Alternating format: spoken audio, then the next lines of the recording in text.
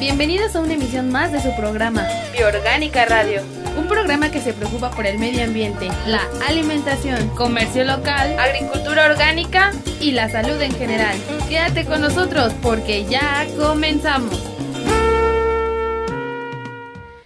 Así es, ya damos inicio con otro programa más de Bioorgánica Radio. Les doy la bienvenida, mi nombre es Daniela y pues Pilar aquí acompañándome como cada martes. Tenemos también a Etienne que por aquí nos viene escuchando.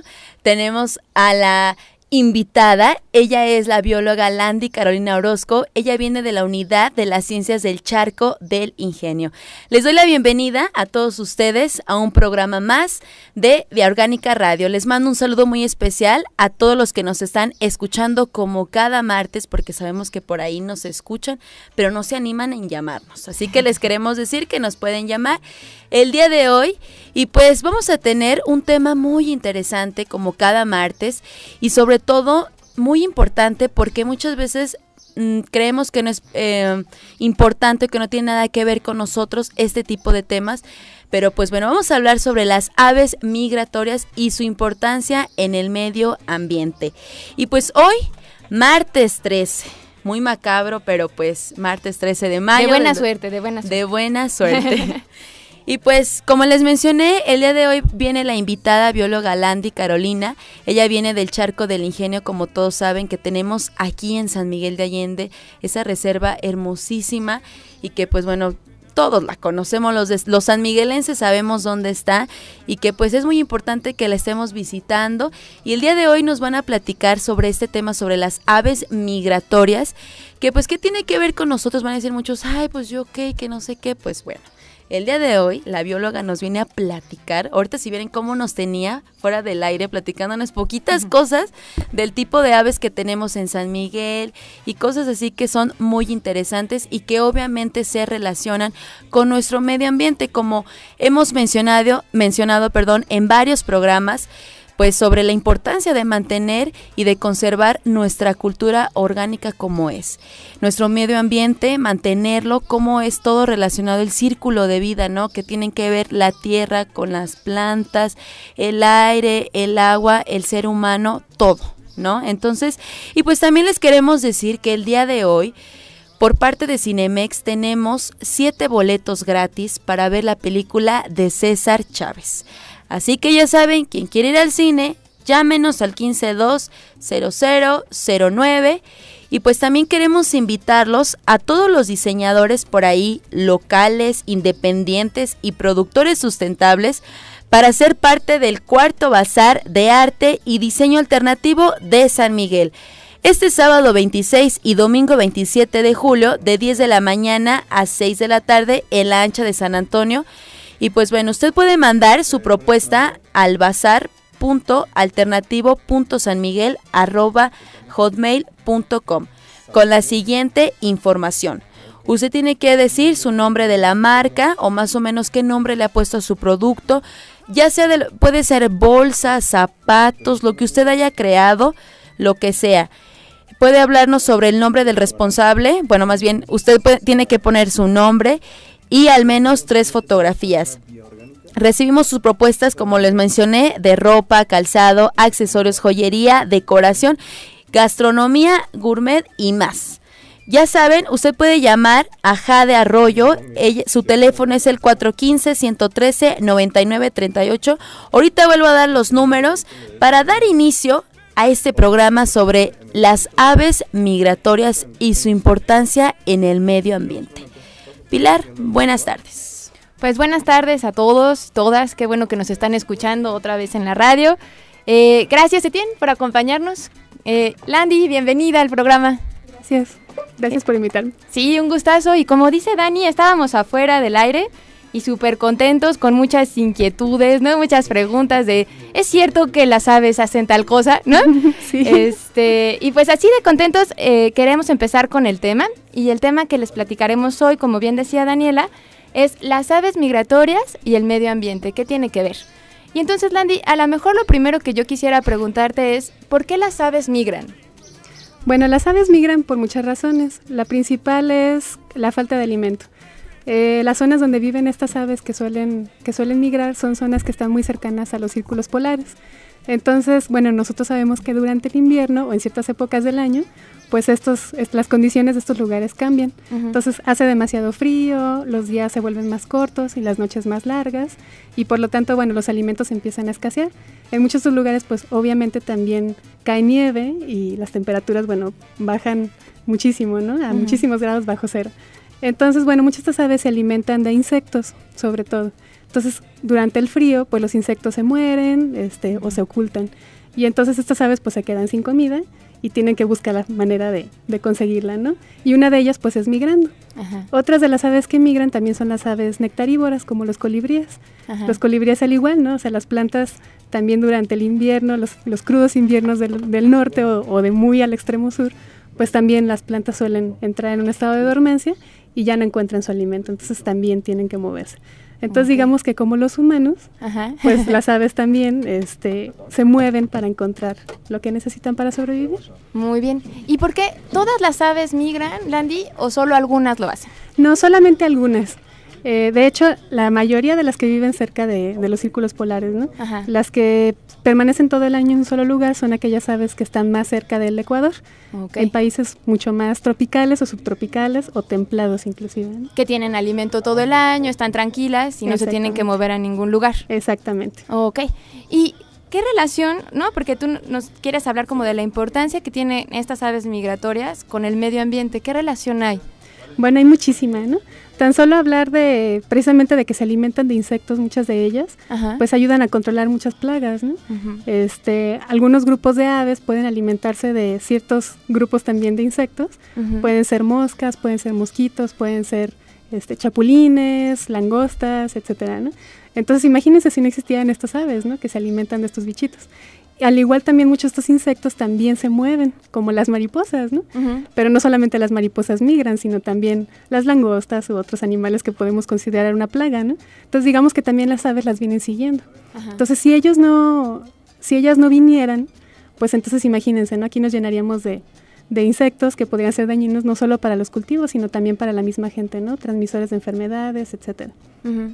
Otra de las importancias que tienen, pues las aves polinizadoras, las ajá, nectarívoras, pues también ayudan a polinizar las plantas. Entonces, muchos cultivos o muchas plantas dependen de estos animalitos para poder polinizarse.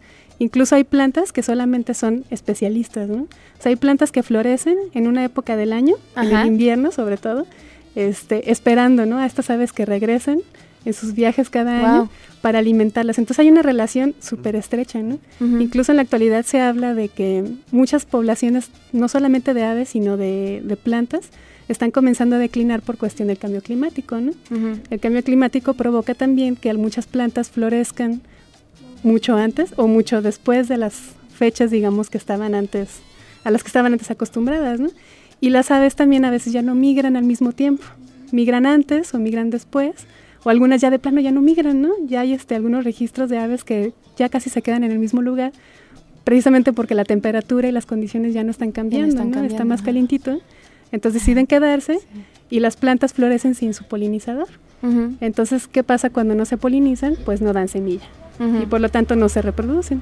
Entonces, a la larga, aunque nosotros sigamos viendo esas plantas ahí presentes, pues son como nosotros, ¿no? Va a llegar un momento en el que van a crecer, van a envejecer y van a morir por edad, ¿no? Claro.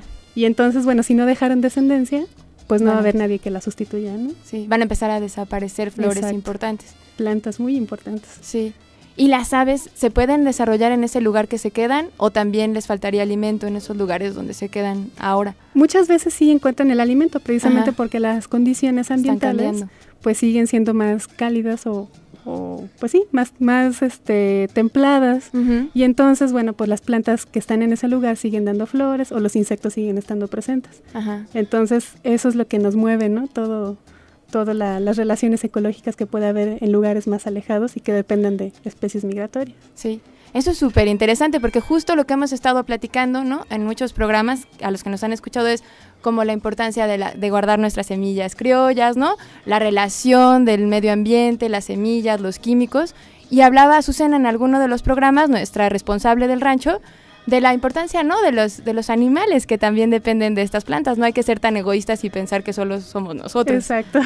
Sí. No, incluso hay plantas, y no solamente hablando de las aves, ¿no?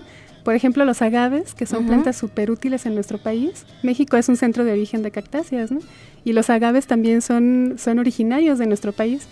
Y muchos de ellos dependen de los murciélagos para polinizarse. Sí. Y también muchos murciélagos son migratorios. Ajá. Entonces, durante el día los colibríes ayudan a polinizar los agaves y durante la noche su principal polinizador son los murciélagos. Ajá. Entonces, bien interesante porque también si utilizamos demasiados químicos o suceden ese tipo de cuestiones de cambio climático, pues también, ¿no?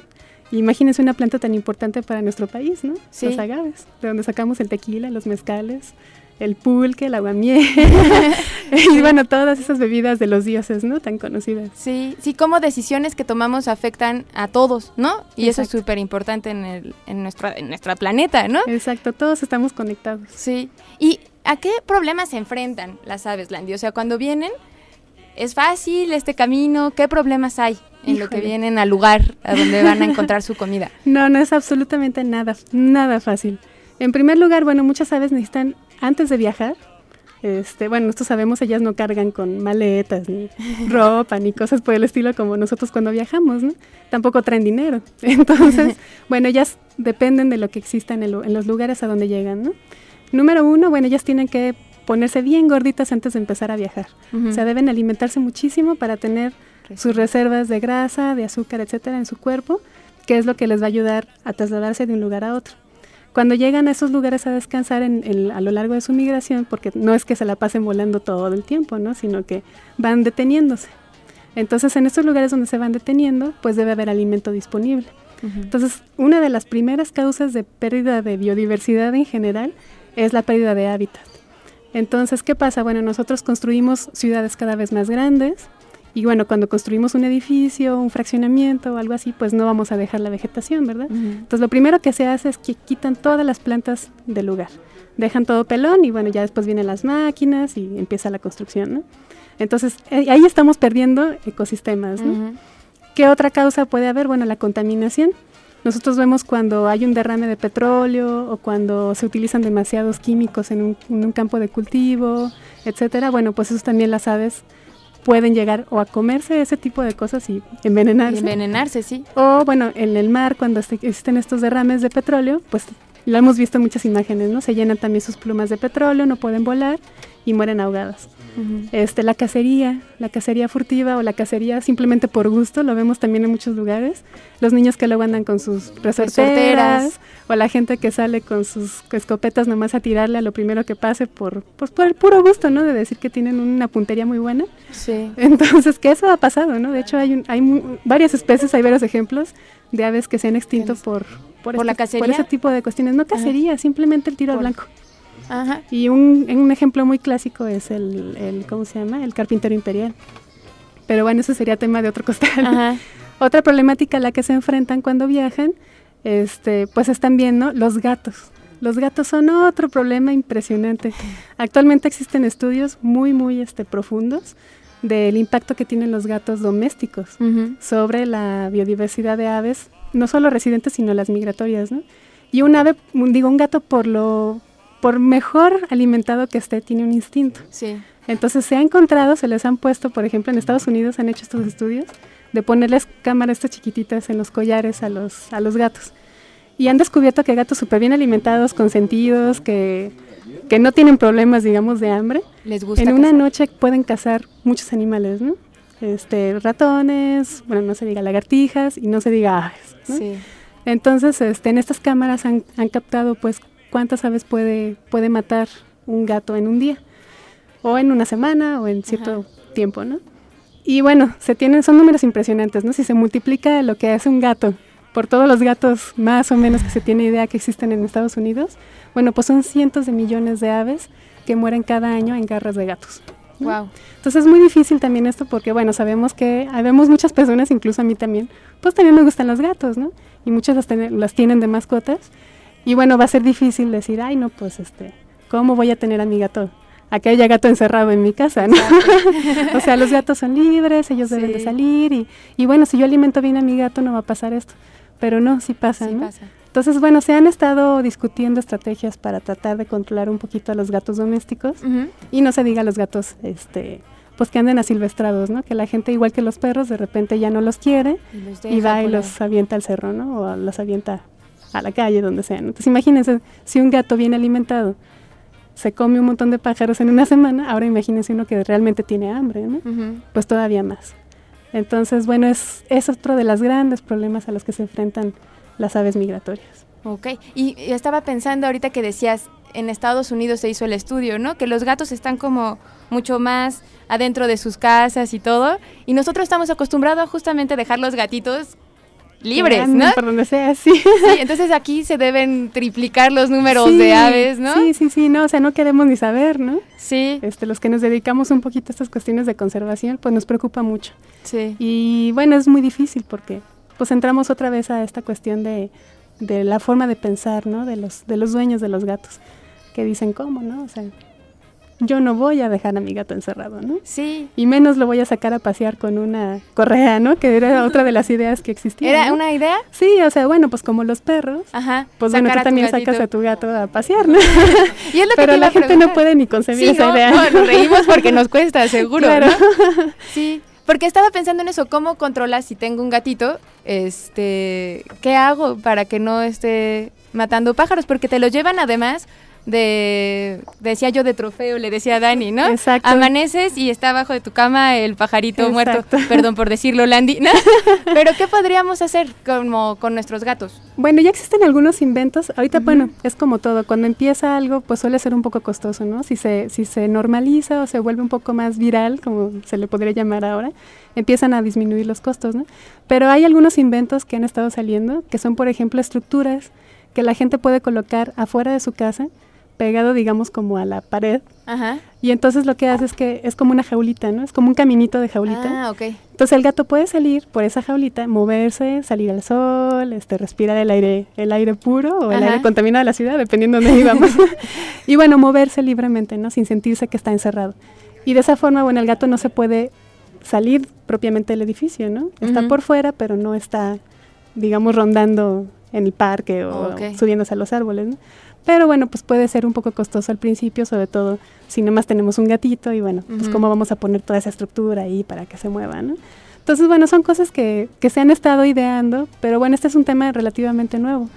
Entonces, bueno, si alguno de nuestros radioescuchas tiene alguna otra idea, pues sería muy interesante escucharla, ¿no? Sí, para empezar a cuidar, porque con esto que nos platicas yo pienso como, ¿qué podemos hacer para conservar a las aves en general? No solo las migratorias, sino qué podemos hacer para conservar a nuestras aves, escuchando como el papel tan importante que nos estás compartiendo, que tienen en la relación con todo, ¿no?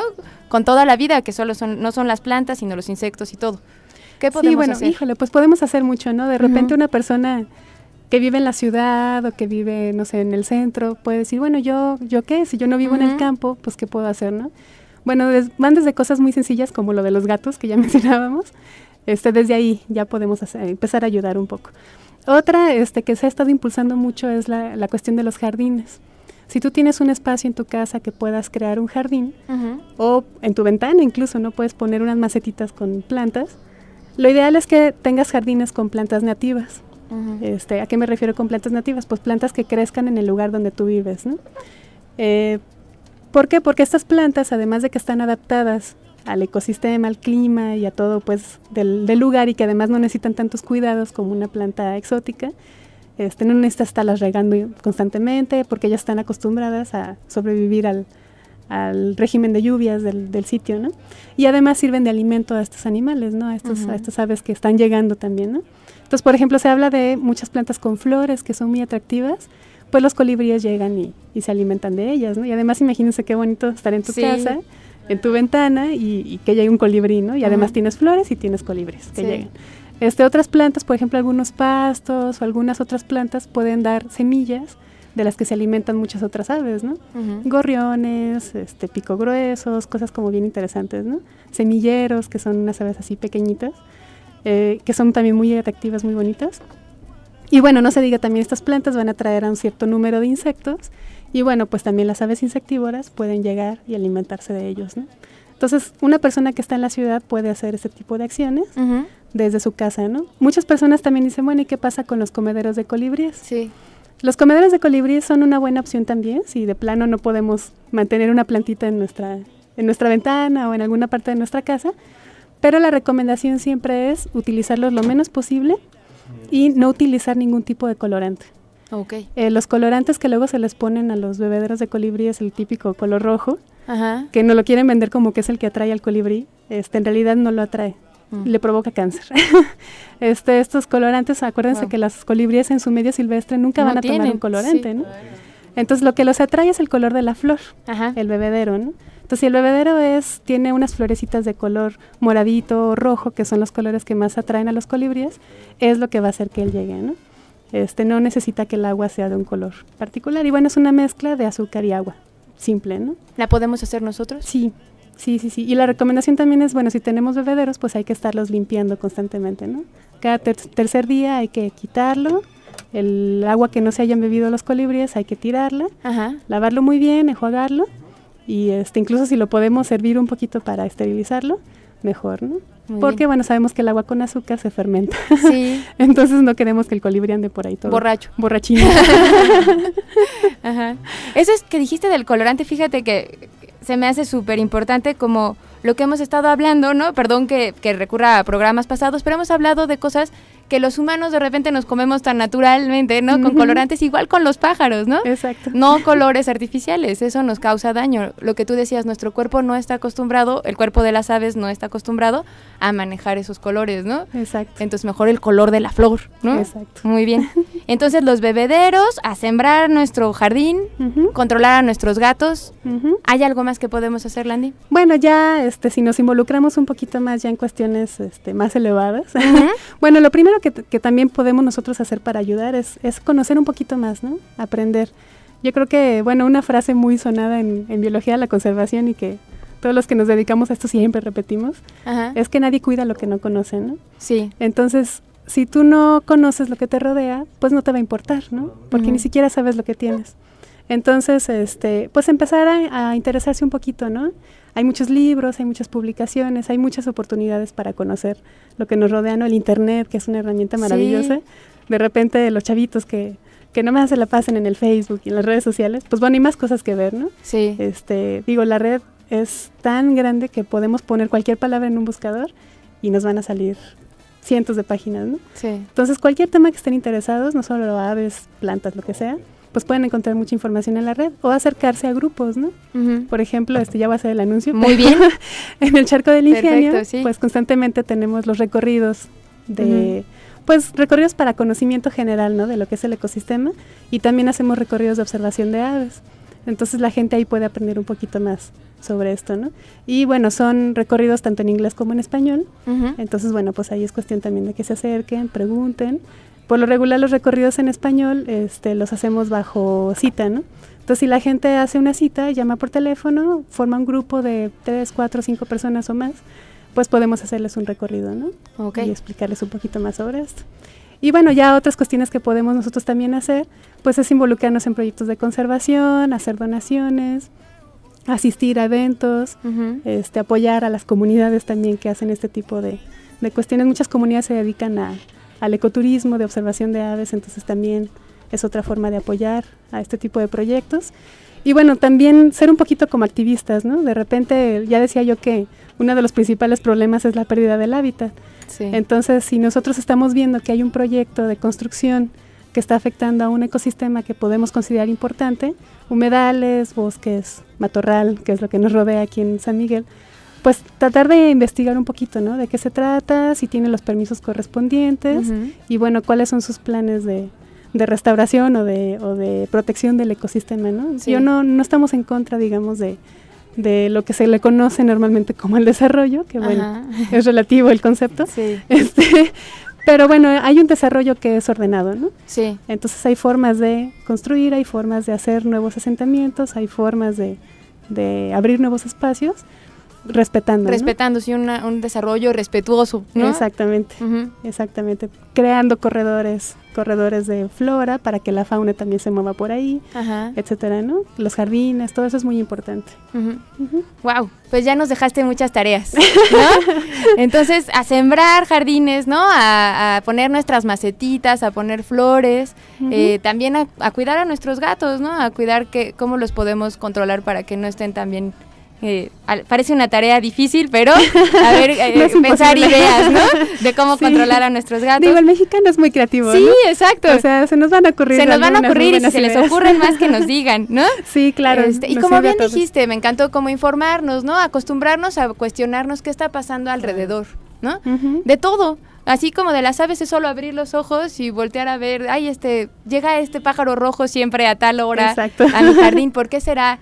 Y a veces, como tú decías, tenemos ya tantas herramientas, a veces les podemos tomar una foto y lo buscas en internet y ya te dice de dónde viene, a dónde va, ¿no? Hay una herramienta muy padre, también voy a hacer otro anuncio, otro comercial.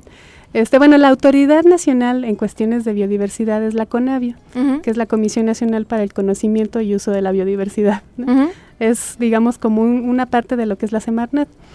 Y bueno, la CONABIO tiene una página de internet padrísima, que ustedes pueden consultar, hay mucha información sobre la biodiversidad de México, pero además ellos han organizado algunas otras páginas, digamos, asociadas a la de la CONABIO, y una de estas páginas se llama Naturalista. Naturalista es como una red social, y entonces es bien interesante porque no se necesita ser biólogo o un especialista, ¿no? Y bueno, lo que se hace aquí es tú te inscribes, abres tu cuentita como si fuera un correo, una Facebook o lo que sea, y entonces tú dices, bueno, yo me encontré una araña en mi casa, ¿no? O un escarabajito, una mosca, lo que sea, ¿no? Le tomas una foto con tu celular, la subes a esta página y dices, quiero saber qué bicho es, ¿no? Y entonces ya toda una serie de especialistas que están ahí también inscritos, pues te van a decir, ¿no? Ah, mira, es una mosca, es fulana de tal, te dicen hasta el nombre científico y toda la cosa, dónde vive, se hacen incluso fichas de cada uno de los animalitos o plantas. Entonces, bien interesante porque el objetivo de esta página es precisamente crear una gran base de datos de toda la biodiversidad de México. México es un país megadiverso, ¿no? Estamos como en el 4º lugar de los 17 países megadiversos del mundo. Y bueno, no sabemos todo lo que tenemos, ¿no? También desde ahí, ¿no? Desde insectitos chiquititos. Sí. O de repente no sabemos dónde se están moviendo estos bichitos, ¿no? Entonces, las personas que lo publican, pues también ya sirve también para los investigadores saber, mira, lo publicaron en San Miguel, ¿no? Entonces, qué interesante, en San Miguel vive tal bicho, ¿no? Entonces, también eso sirve muchísimo para biología de la conservación, ¿no? Y esto se le conoce como ciencia ciudadana. Cuando una persona que no es científico aporta ese granito de arena, ¿no? A veces hasta sin saber, ¿no? O sin querer queriendo, como dirían por ahí, ¿no? Tenían la curiosidad, ¿no? Por simple curiosidad, y los científicos toman esos datos, ¿no? Entonces, bien interesante, les recomiendo muchísimo esa página. Naturalista, ¿verdad? Naturalista. ¿Dentro de la CONABIO? Dentro de la CONABIO, o incluso le ponen así en un buscador, póngale naturalista, y les va a salir la página, ¿no? Ay, buenísimo. Sí. Así de ya quiero llegar y tomar fotos. Ya estoy pensando en todas las fotos que quiero buscar. Sí, y además se forman grupos y bueno, es bien interesante, ¿no? Oye, Landy, pues muchísimas gracias. Está súper interesante el tema de las aves y la migración y de cómo, pues todo, ¿no? Porque en realidad todo está relacionado y es importante sentirnos parte de ese todo y no olvidarnos y pensar que solo estamos nosotros en este planeta. Exacto. Entonces, y eso, abrir los ojos, ¿no? Estar curiosos, estar viendo qué hay a nuestro alrededor, no pensar que todo lo sabemos y que todo ya está dicho. Sí, otro dato bien interesante, hace poco se acaba de publicar que las ciudades albergan más o menos el 30% de todas las aves del mundo. Entonces, a veces pensamos que en la ciudad no hay nada, ¿no? O decimos, bueno, de las aves, pues hay solo los gorriones o los urracos o zanates, ¿no? O palomas, ¿no? Las palomitas estas de las iglesias. Pero no, o sea, dentro de una ciudad hay una diversidad impresionante si abrimos los ojos. Sí, si abrimos los ojos, exacto.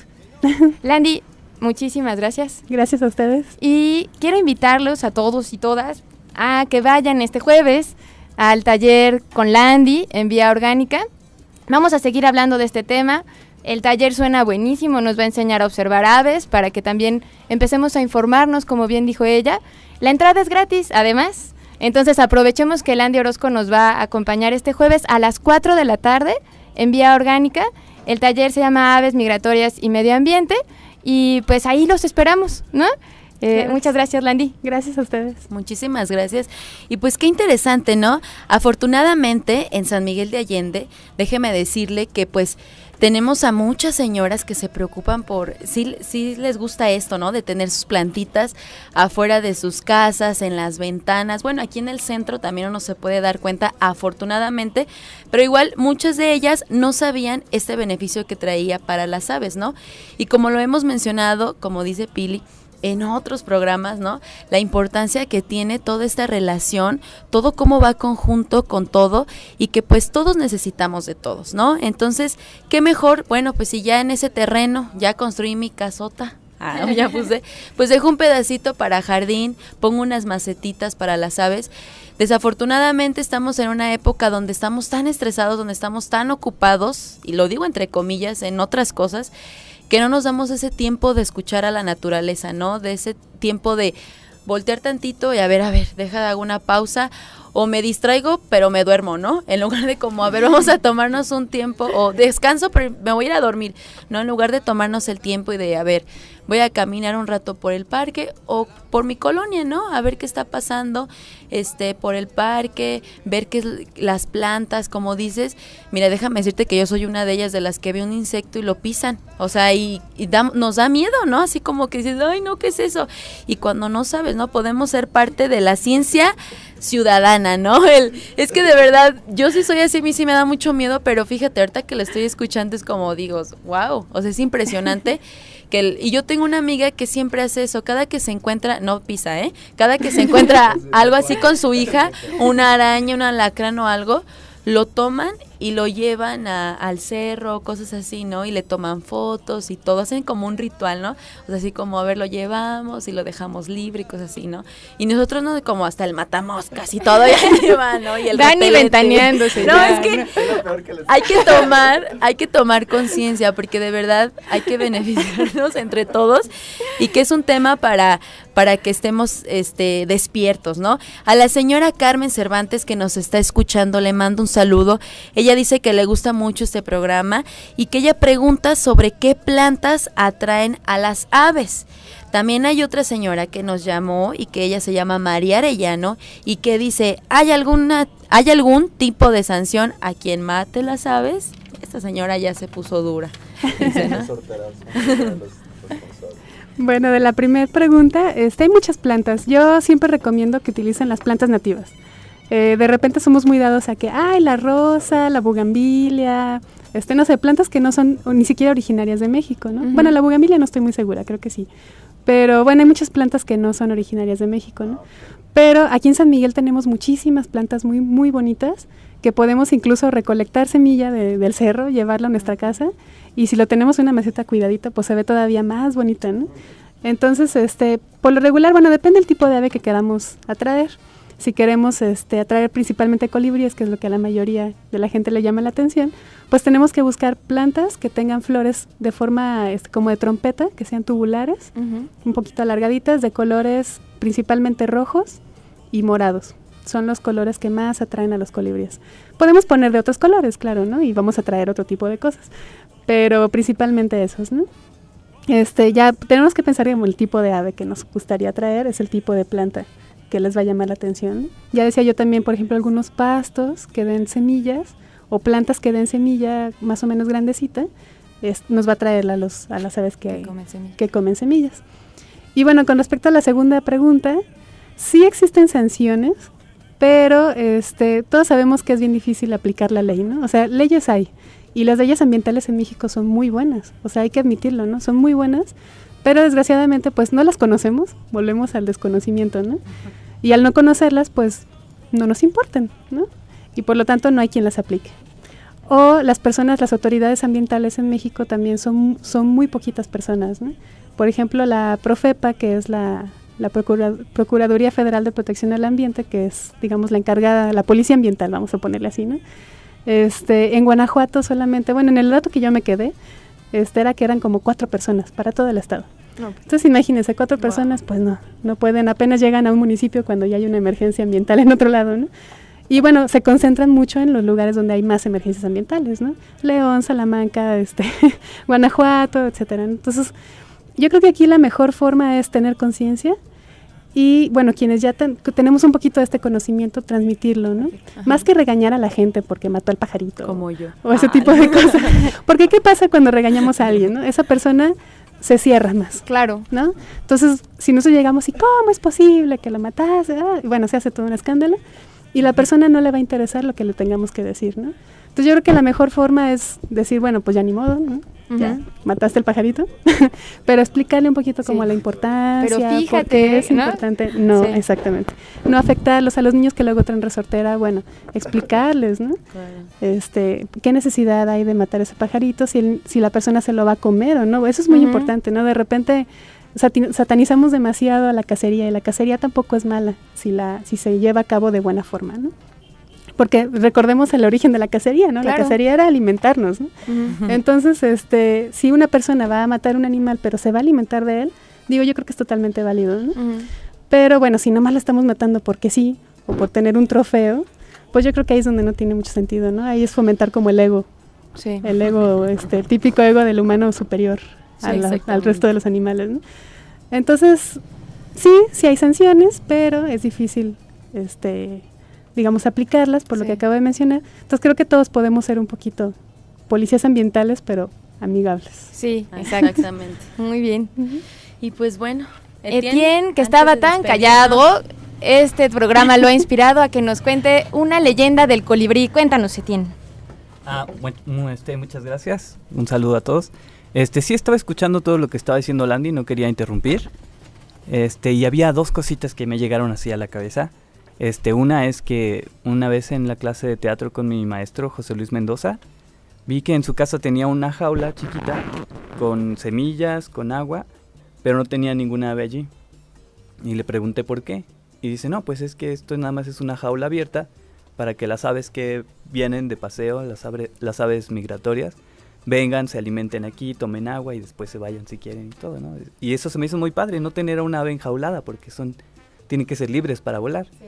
Y tener ahí esa jaulita nada más abierta, es como sí, vengan, visiten, aliméntense, descansen y después pues vayan a volar. No, se me hizo muy padre, muy bonita esta práctica.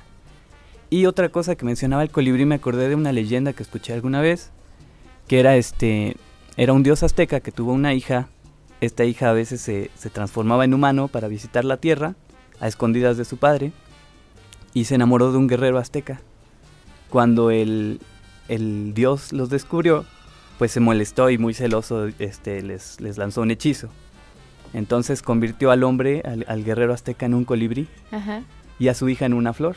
Y este hechizo no se va a romper hasta que el colibrí bese a la flor correcta. Ajá. Entonces me hizo muy padre esa historia y quería pues compartirla con ustedes, ¿no? Muchísimas gracias, Etienne. Ahora pensemos en esa diosa y en ese guerrero. Que lo son, ¿no? Al final, si esos pájaros han estado migrando y viajando... Sí, y que pues también por eso es que el colibrí pues como que lleva prisa, ¿no? Aletea súper rápido y va de una flor a otra. A ver cuándo es. Está desesperado por encontrar a su diosa, ¿no? A su mujer. Muchas gracias, Etienne. Gracias, Landy. Pues por último invitarlos hoy al documental que va a estar en Vía Orgánica a las 5 de la tarde, la entrada es gratis. El documental se llama The Garden. Vengan, está súper bueno. Y mañana, taller de artesanía, que es lo que está pasando todos los miércoles en Vía Orgánica. Mañana vamos a aprender a hacer cómo se hacen ojos de Dios del arte huichol. Y este taller tiene un costo de 60 pesos por persona, con todos los materiales incluidos. Entonces los invitamos a que nos visiten, a que nos pregunten, a que nos conozcamos. Ahí estamos en Margarito Ledesma, número 2, en la Colonia Guadalupe. Y muchísimas gracias a todos y todas las que nos están escuchando. Hasta la próxima, muchísimas gracias. Nos escuchamos el próximo martes. Gracias. Gracias. Este fue tu programa Bioorgánica Radio. Sigue en sintonía y te esperamos en nuestra próxima transmisión. Bioorgánica Radio.